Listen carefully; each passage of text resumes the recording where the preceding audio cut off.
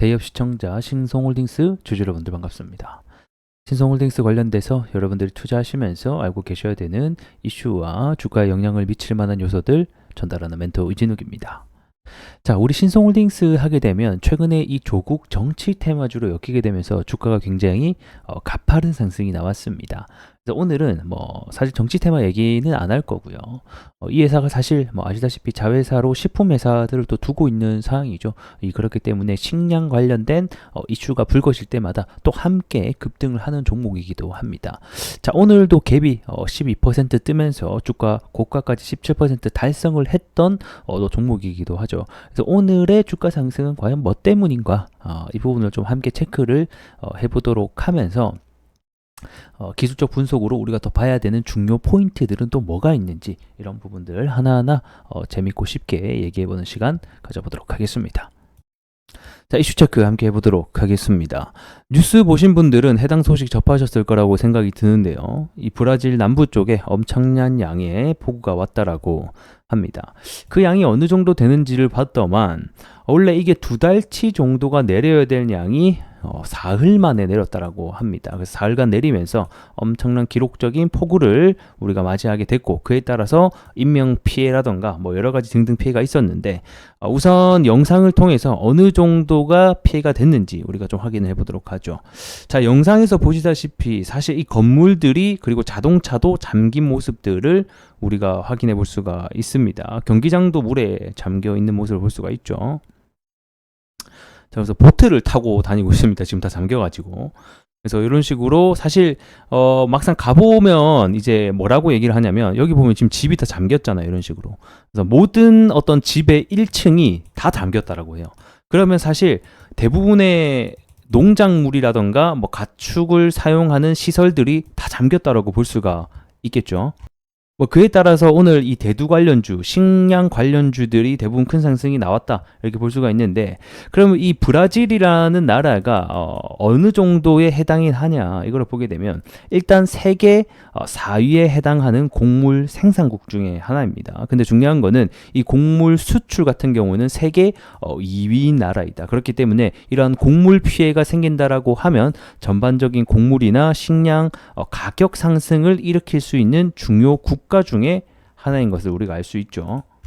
자, 그것뿐만 아닙니다. 이 세계 최대 콩 생산 국가 중에 하나이기도 하겠고, 무엇보다 우리 한국 같은 경우에는 이 브라질산 대두박을 전체 수입의 80%를 차지하고 있기 때문에 어떻게 보면 이 피해를 받는 나라 중에 하나가 될 수 있겠네요.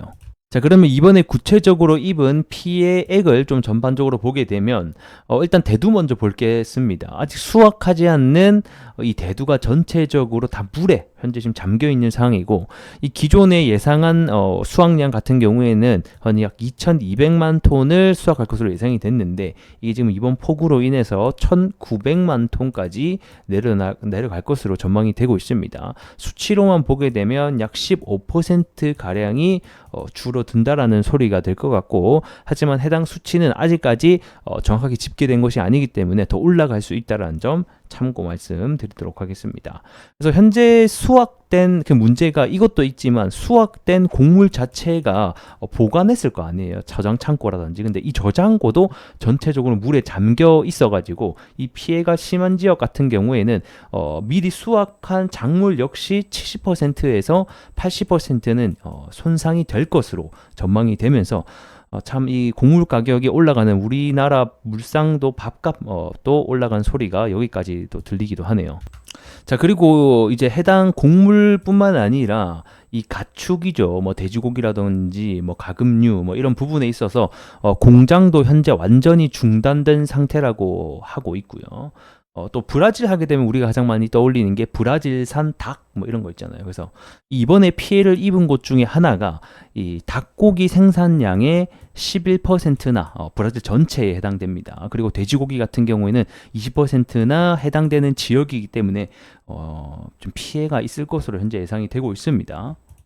자, 그래서 제가 이 선물 대두 가격을 한번 체크를 해봤어요. 그래 보니까 뭐 많이 올랐다라고는 사실 할 수 없는 가격이긴 한데 그래도 오르긴 올랐어요. 그래서 이 선물 가격도 함께 전체적으로 좀 상승이 나오고 있다, 이렇게 보시면 좋을 것 같습니다. 그래서 이 선물 가격 급등에 따라서 곡물 관련주들, 그 다음에 이 사료 관련주들 또는 식량 관련주들이 전반적으로 상승이 나오는 계기가 됐다, 이렇게 좀 설명을 드릴 수 있을 것 같고, 근데 우리가 조금 생각해 봐야 될 부분은 해당 단기적인 이슈로 주가가 오르고 그 다음에 선물 가격이 오르고 뭐 좋습니다.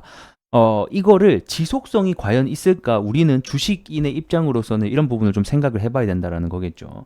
그렇게 놓고 봤을 때, 뭐 여기서 폭우가 더 지속적으로 내린다라고 하면 뭐 사실상 더 올라갈 수는 있지만, 이 기록적인 폭우가 그치고 이제 복구 작업이 들어가게 되면 이 테마에 의해서 주가가 올라갔기 때문에 내려갈 가능성도 우리는 좀 생각을 해봐야 되지 않나, 이런 부분이 좀 생각이 듭니다. 이 기본적으로 원자재 가격이 상승을 함에 따라서 주가가 상승할 때는 전반적인 생산량의 감소라던가 감축이라던가 그 다음에 수요에 대한 증가, 뭐 이런 부분이 사실 있어야지 지속성을 띠면서 올라가거든요.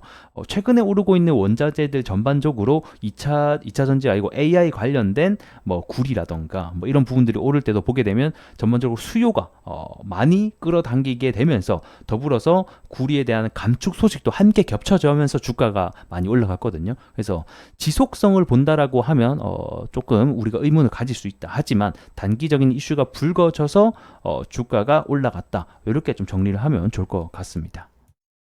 자, 차트 보면서 마무리하도록 하겠습니다. 자, 신성홀딩스에게는 가장 긍정적인 포인트가 있는데 아무래도 24년 3월 달에 보여줬던 이 조국 관련된 테마에 의한 이 주가 파동일 것 같습니다. 굉장히 큰 상승이 나왔습니다.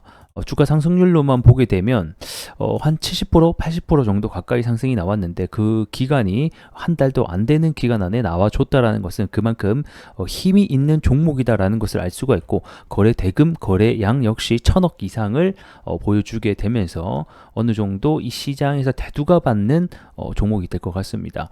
무엇보다 일반적으로 여기 한 차례 파동 고가를 만들고 나서 여기에서 보통 저항을 맞고 떨어지는 게 일반적인데 해당 고가를 갈아치우면서 새로운 고가를 만들어냈다라는 것은 향후에 다시 한 번 더 높은 가격으로 갈 수 있는 발판을 마련했다, 이렇게 좀 생각하시면 좋을 것 같습니다.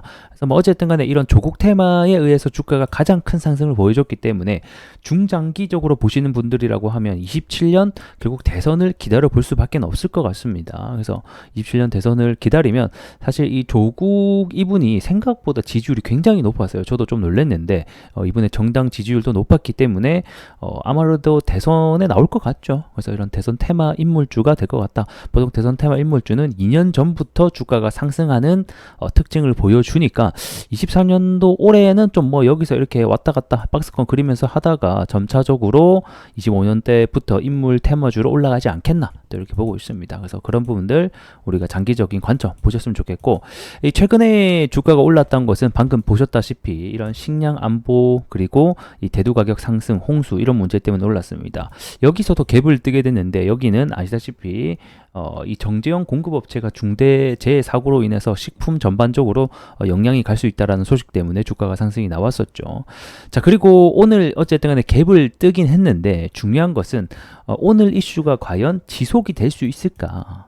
이 지속이, 이 재료라는 게 지속이 돼야지 주가도 함께 올라갈 거 아니에요. 근데 사실상 좀 의문이 들죠. 지속이 될 수 있을지에 대한 부분은. 그리고 워낙 사실 자연재해라고 하는 게 언제 일어날지 모르는 거기 때문에 단발성일 확률이 굉장히 높다, 이렇게 좀 저는 보고 있습니다. 그래서 단기적으로 뭐 기술적으로 다시 한 번 더 8,000원대를 돌파가 나올 수는 있으나 해당 이슈가 잠잠해지면 주가는 제자리로 찾아가지 않겠나, 이렇게 보고 있고, 해당 이슈는 트레이딩 관점으로 보시는 게 좋을 것 같고, 중장기적인 보시는 분들은 아무래도 27년 대선을 보시는 게 알맞겠다, 이렇게 좀 설명을 드리면서 오늘 영상 마감해 보도록 하겠습니다. 자, 좋아요와 구독으로 큰 힘 주시면 다음 영상 제작 때 큰 힘이 되니 많은 관심 부탁드리겠고, 전 또 다음 시간에 뵙도록 할게요. 고맙습니다.